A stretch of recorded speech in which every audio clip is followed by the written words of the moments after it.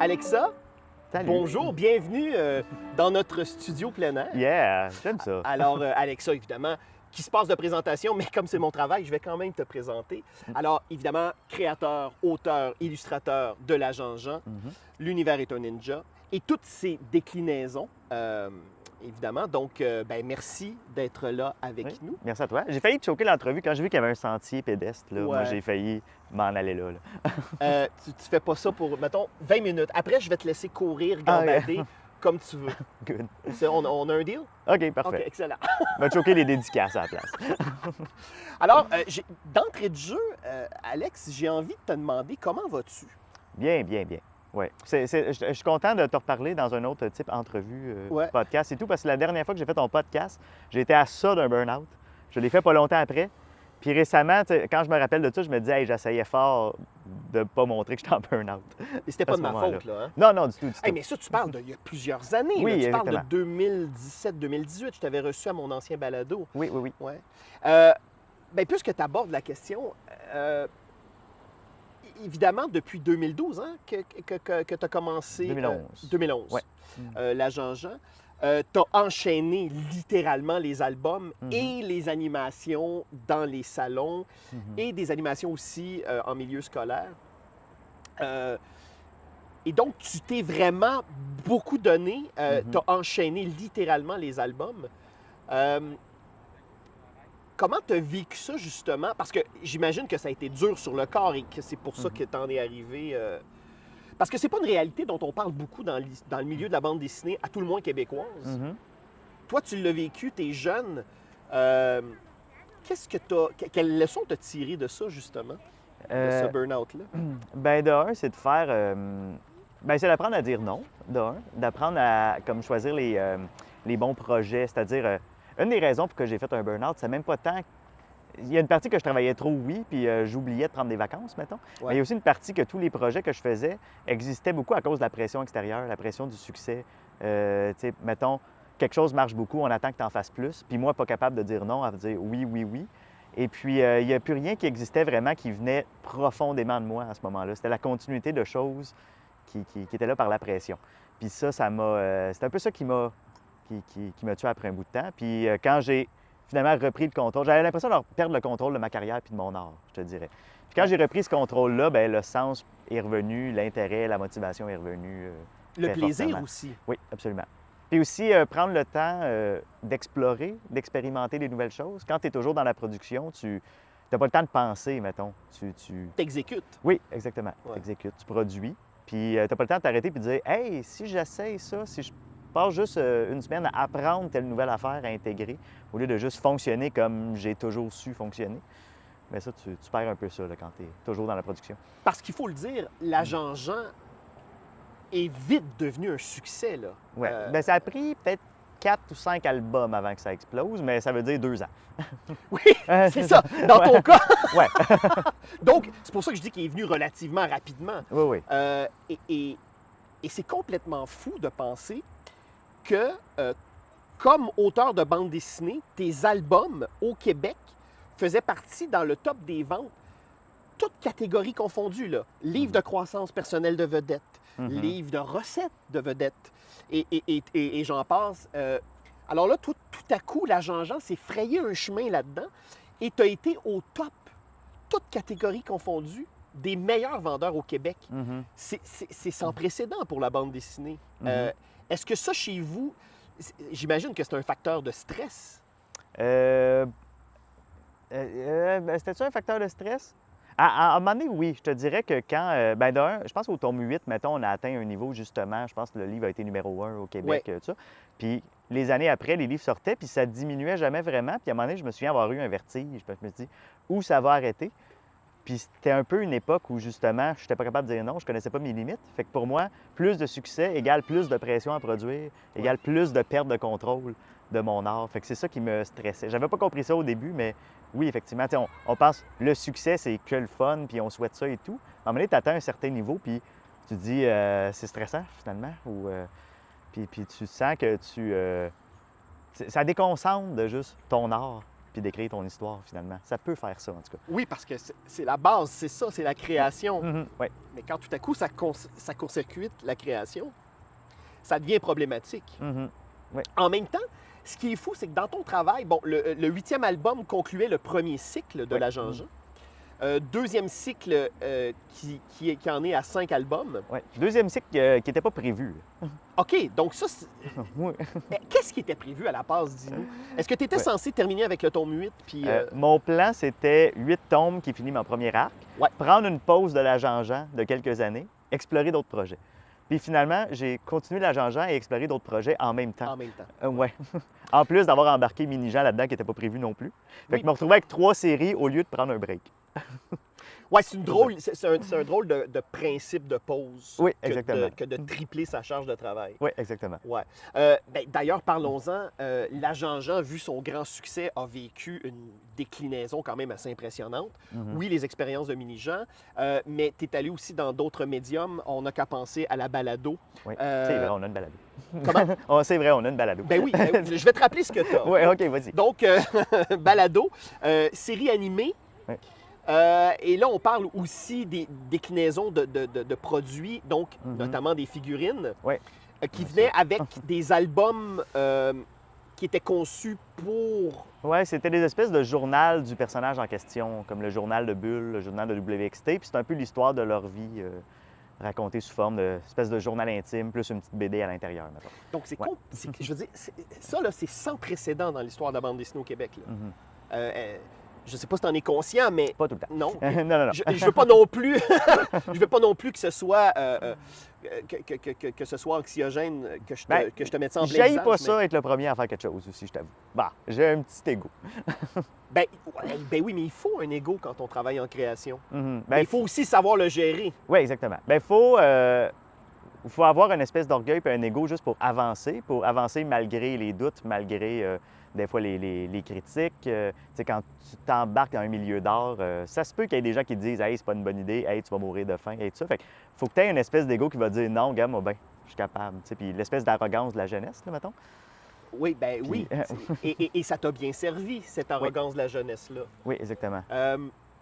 C'est fou parce que moi, en lisant la Jean-Jean, en sachant aussi la condition puis ce que tu as traversé, moi, comme lecteur, j'ai jamais senti, ne serait-ce qu'un iota de baisse d'énergie, de baisse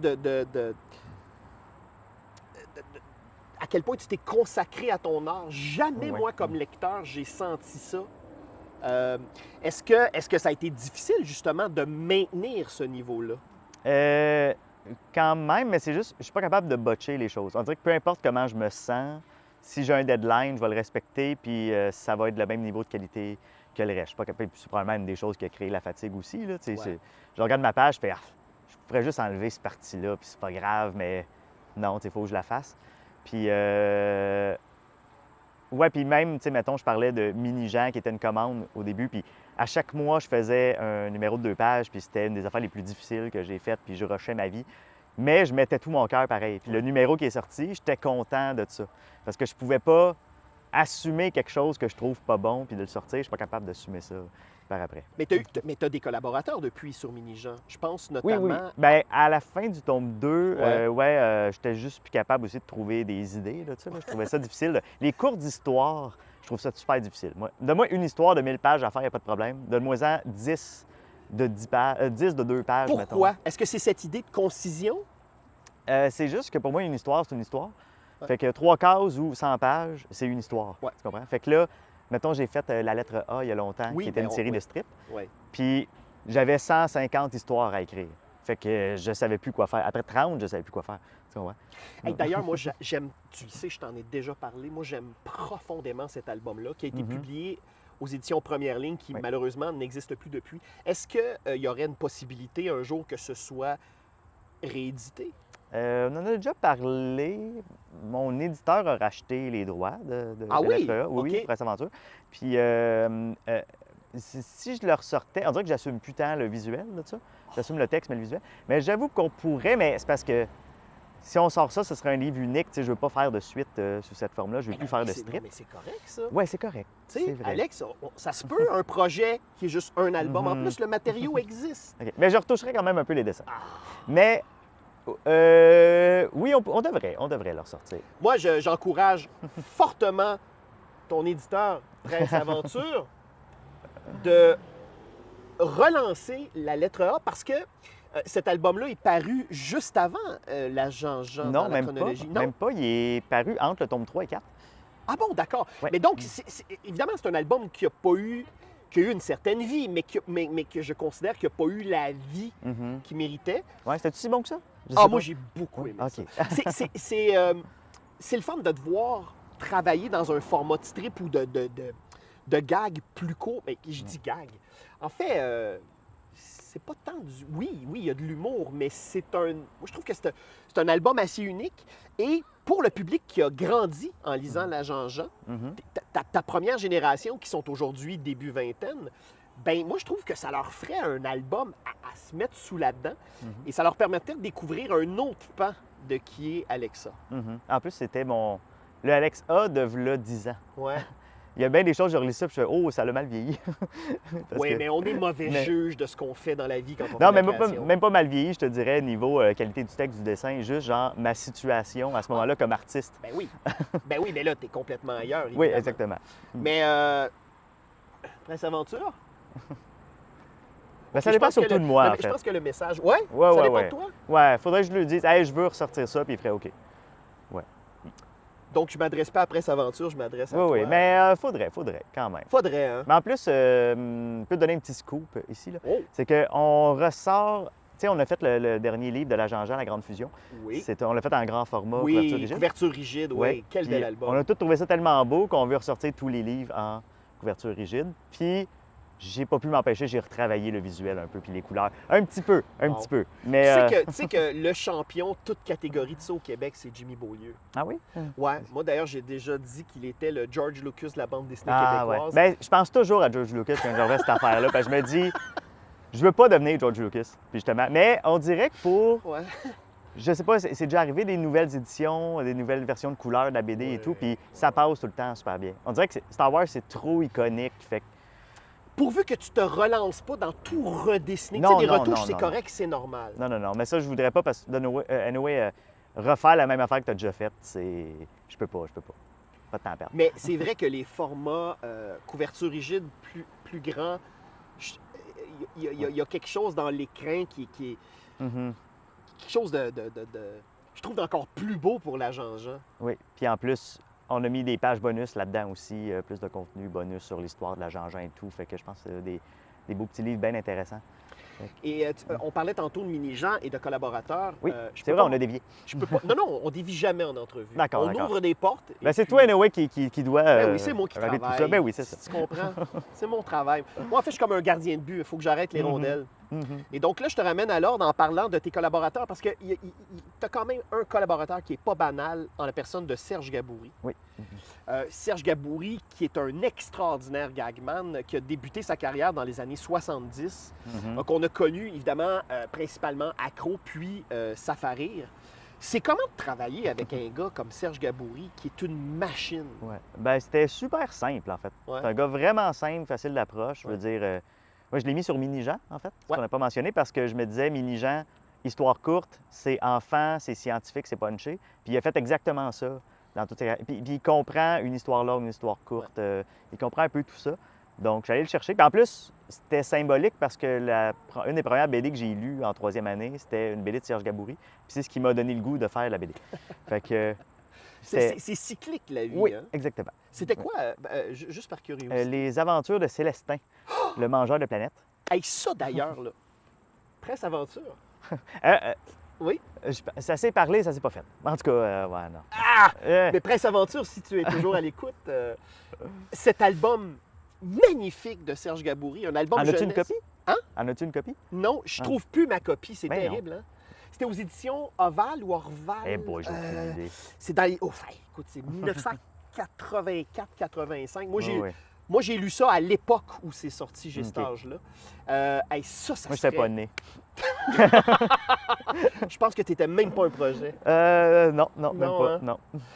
Ça serait chouette aussi que ça ressorte Ben oui, parce ben que oui. c'est un excellent album de Serge Gaboury. Mais et en lisant les albums de Mini-Jean et en voyant son nom, je me suis dit, mais quelle idée incroyable Mhm, de mettre ces deux créateurs-là ensemble. mhm.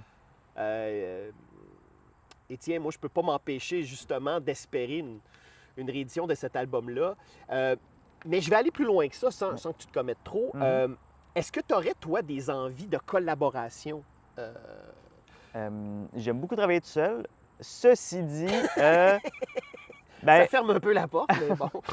c'est parce que, tu sais, quand j'ai commencé ma carrière, moi, j'ai essayé un peu de travailler avec des scénaristes. Mais pas ma carrière, juste quand je tâtais Ouais. le terrain de la bande dessinée. Je voyais que beaucoup de gens, dessinateurs, travaillaient avec des scénaristes. Ouais. Je me suis dit, j'avais jamais de temps écrit. Je me suis dit, peut-être que j'ai pas ce qu'il faut pour être scénariste. Puis je commençais à m'afficher sur Internet comme dessinateur. Je recevais des offres de scénaristes, mettons, de la France et tout. Puis là, j'ai essayé.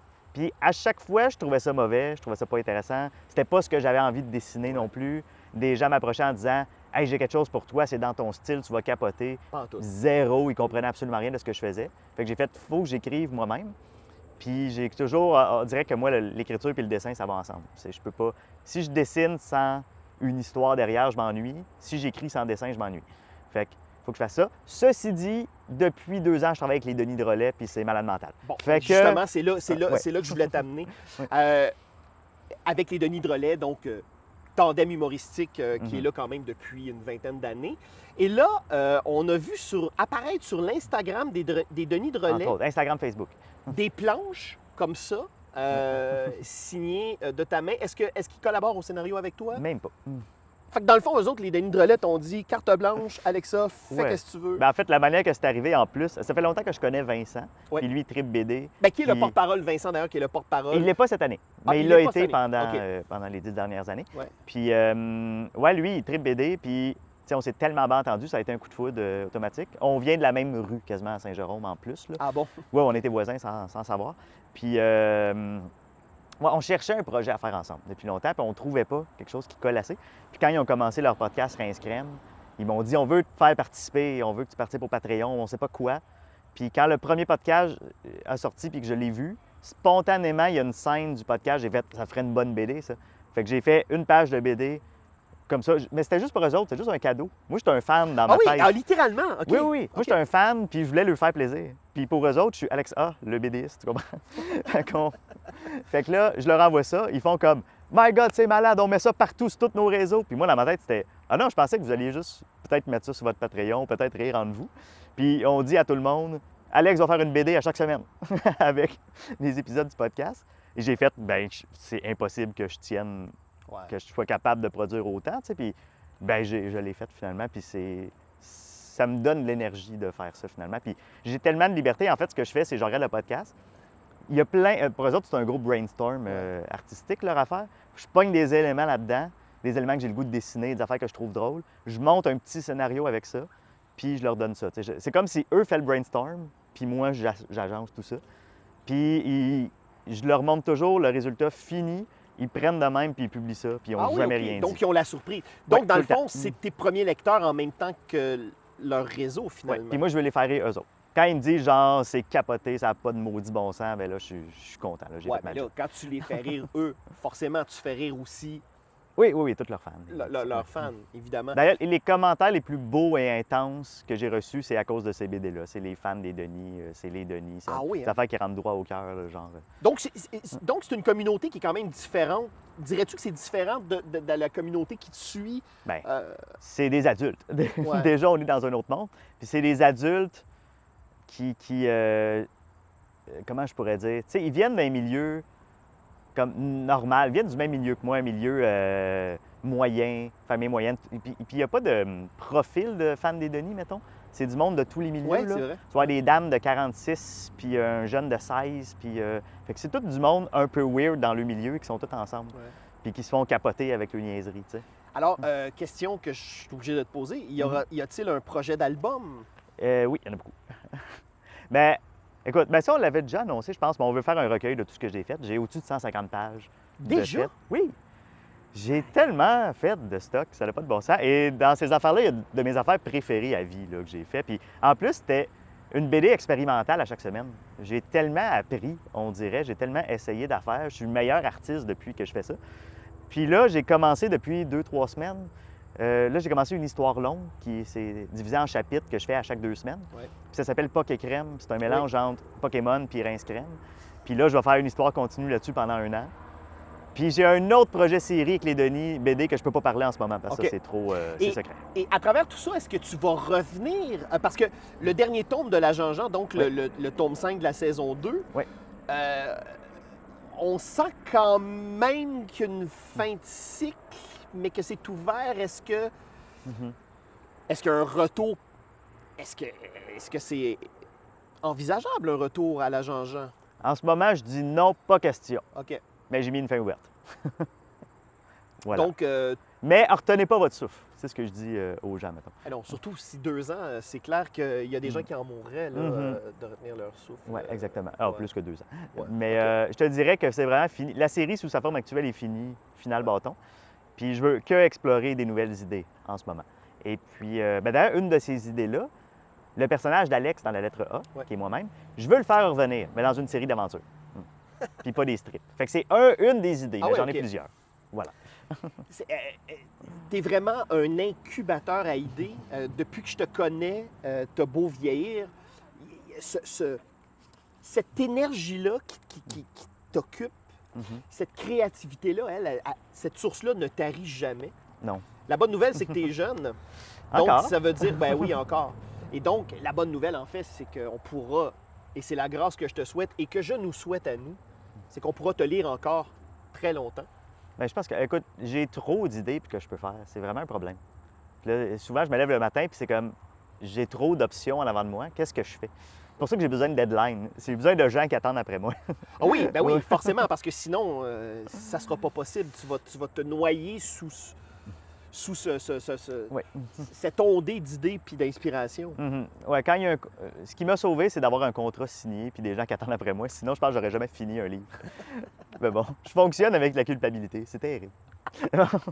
Ouais, mais là, ça, tranquillement, tu vas aussi te soigner de ça. C'est normal. Ben oui, mais c'est déjà un peu fait, là, je t'avoue, Ouais. parce qu'on dirait que là, je me suis tellement habitué à finir des choses que je suis comme accro à finir aussi. T'sais. Si je finis pas quelque chose trop longtemps, je filerai pas bien. T'sais. Oui, puis c'est parce que finir un projet te permet d'en partir un nouveau. Oui, exactement. Exactement. Puis ça permet aussi, je sais pas, même d'avancer comme personne. Là. Quand tu termines quelque chose, quand tu as passé par tout le processus de. C'est difficile, là, arriver au bout de quelque chose, là, même ça fait mal des fois. Puis quand tu arrives au bout de ça, tu as évolué, tu as grandi comme personne, je pense. En tout cas, moi, c'est bien intense, l'art, pour moi. Oui, ben c'est une profession de foi. Hein? Il y a quelque chose de... Ouais. Et on le sent bien Tellement, dans ton travail, tu te donnes à chaque page, à chaque case. Tu es toujours à ton 110 comme les amateurs de sport aiment dire. Là. Oui.